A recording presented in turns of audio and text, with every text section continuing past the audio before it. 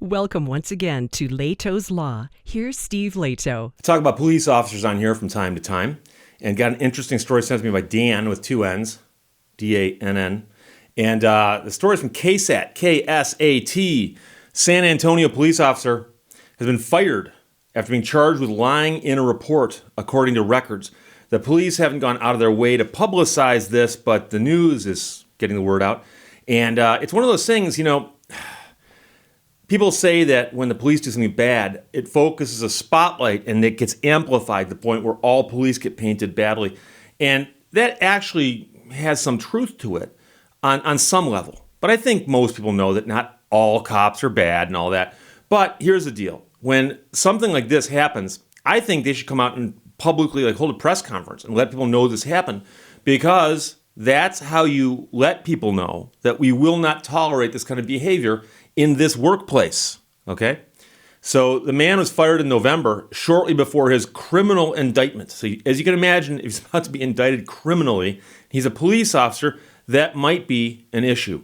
A San Antonio police officer accused of lying in an incident report was fired last month, according to records obtained by KSAT, Channel 2 News.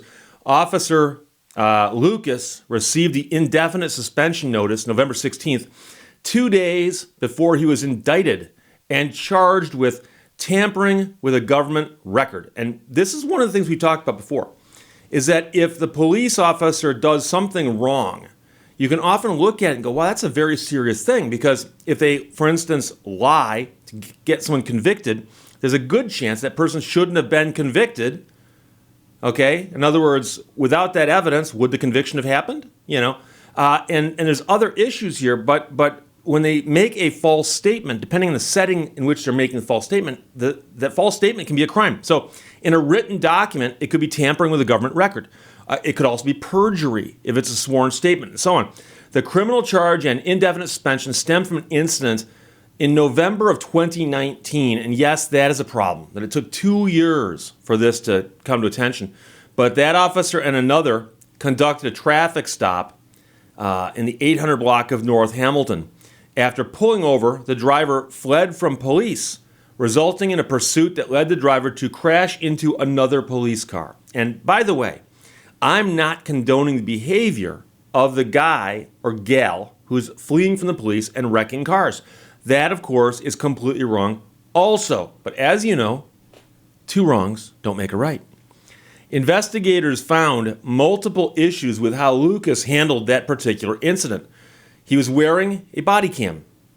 Well, people go, hey, great, that means we can watch the body cam footage and see what happened. Well, the body-worn camera footage showed that he manually deactivated his own camera during the call. He also ended the patrol car camera's recording prematurely, according to the suspension documents. So I suspect what they're saying here is that the camera is creating a government record when it's recording what's happening while he's on the job. So if he stops it from recording something it's supposed to record, he is tampering with a government record. When asked if the in-camera car was recording, he conceded that he had stopped the camera, but that he'd reactivated later in the call. So during the investigation, it was determined that the car video was stopped and started a total of 3 times. So he stops the camera, something happens, presumably, starts the camera, stops it again, something happens, presumably, and so on. And I've said before, and this is going to be a new mantra of mine, that we can read people's minds. You can watch what somebody does and draw inferences from it as to what they're thinking. So if I asked you if we could have a God mode camera on what happened that day, that we can see everything, do you think the more interesting stuff happened while the camera was on or when the camera was off? I'm willing to bet you that the interesting stuff happened when the camera's turned off. So the guy's got a camera on. He knows it's on. He turns it off. A little while later, he turns it back on again. What happened in that little space of time? What was it something we'd like to see? I bet it was. So during the investigation, it was determined that the car video was stopped and started a total of 3 times, according to the suspension record. Officer Lucas failed to continuously record the event until its completion, which of course is what he's supposed to do, because that's his job. Investigators also determined that Lucas was untruthful when he indicated in the official police report that he and his partner did not pursue the vehicle. He also claimed in the report that the vehicle was associated, and that's a word in quotes here, associated with the driver and showed active warrants, though a review found that the car had no association, and that's in quotes, had no association to the driver, according to records. Tampering with a government record is a Class A misdemeanor in Texas. If convicted, Lucas. See, your brain sees the hard C in Lucas and wants to say facus. If convicted, Lucas faces up to 1 year in jail and a fine of up to $4,000. And of course, the reality of it is we all know he ain't getting a year in jail. Presumably this is his first offense, because if he was a cop to get on the force, he probably had to have a clean record. So if it's a first offense, they'll probably say, you know something, probation, pay a fine, goes on your record. But the important thing is it goes on his record. So I suspect this is the end of his career as a law enforcement officer in Texas.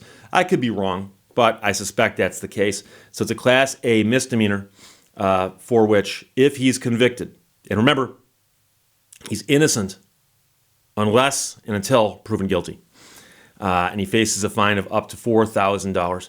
And it's not so much the fine, again. It's the conviction, I think, on the record that is probably what bothers him the most. But it's a crazy situation. And this is an example. Let's deconstruct this a little further. Let's go one more layer into the onion. When someone starts and stops a recording, it becomes very obvious. See? But a person who starts and stops a video recording in particular knows that it's going to be obvious to anybody who watches it. So something happens. An event happens. The police get called, and this man shows up wearing his body cam, and he's got a cam on the dash of his car. They are recording. He knows they're recording. And yet he stops the recordings and restarts the recordings, knowing, and again, I'm giving him credit here, I assume he's smart enough to know that anybody who watches the video can spot a bad edit. See? I'm convinced of it. So if he knows that, and he still does it, that's the thing that many of you are going to comment on below this video. That he's doing these things believing they won't come back to bite him. Why would he think that? Is it something he's done before and gotten away with? Is it something other people that he works with have done and gotten away? I don't know. But I'm simply looking at this going, wait a second. Is this really the first time the guy did this? And if so, why did he think he could get away with it? Because it's I've used the phrase before, it's a trap for the stupid. Anybody who watches the video footage will spot the bad edit. I assure you they will. So the good news is there's an indictment. There will be a trial. If these facts play out the way they're laid out here, the guy could have some legal issues. But as of right now, he's been fired. He's been fired from the force because of these allegations. So it's an interesting story. Dan with 2 N's sent it to me. Thanks a lot. KSAT, K-S-A-T, 2 News, wrote the story. And the San Antonio police fire an officer who was charged with lying in a report. Records show. Bad edits and all. Questions, comment? It's going to be a long day. Questions or comments, put them below. Let's talk to you later. Bye-bye. Thank you for watching Lehto's Law.